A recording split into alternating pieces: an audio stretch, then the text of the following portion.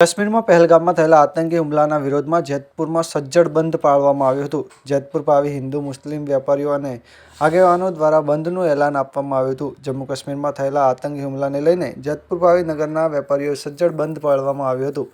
જેતપુર પાવી નગરના તમામ વેપારીઓ દ્વારા સજ્જડ બંધ પાળવામાં આવ્યું હતું। Teenbatti, bus stand, high school, Dandiya Bazar સહિતના તમામ વિસ્તારોમાં સજ્જડ બંધ રખાયું હતું। Bureau report Rehan Patel, Chhotaudepur. 22 તારીખના રોજ ભારત દેશના જમ્મુ કાશ્મીરની અંદર એના પહેલગામની અંદર આતંકવાદી હુમલાની અંદર 26 જેટલા ભારતીયોને મારી નાખવામાં આવ્યા હતા। તેના વિરોધની અંદર આતંકવાદના વિરોધની અંદર સમગ્ર પાવી જેતપુર ગામની અંદર આજે બંધનું એલાન આપવામાં આવ્યું હતું। એમાં ગામની અંદર સમગ્ર વેપારીઓ, શાકભાજી માર્કેટ, લારી ગલ્લાઓ, વેપાર ધંધા, મોટા ઉદ્યોગો, તમામ જેતપુર ગામની જનતાએ સમસ્ત ગ્રામજનોએ આજે જેતપુર બંધને સફળ બનાવીને આતંકવાદની વિરુદ્ધની અંદર એક મોટો સંદેશો આપ્યો છે।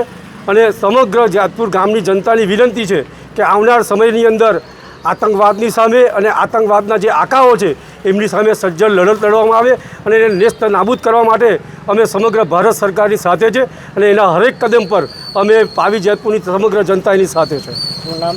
ડેપ્યુટી સરપંચ પાવી જેતપુર।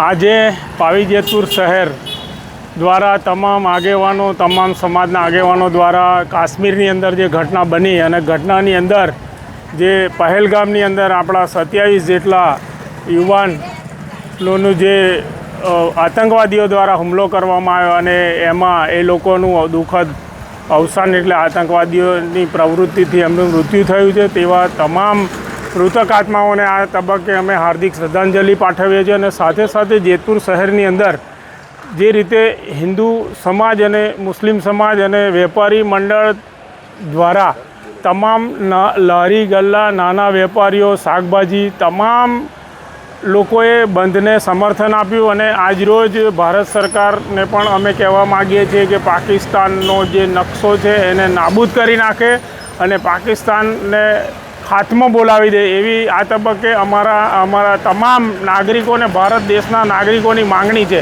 અને આ સાથે અમે માનનીય વડાપ્રધાનશ્રી અને ગૃહમંત્રી સાહેબને પણ કહેવા માટે વિનંતી કરીએ છીએ કે આવા જે વારંવાર આપણા કેટલા શહીદો આપણા જે જવાનો છે એ પણ કેટલા શહીદો થયા છે અને કેટલાક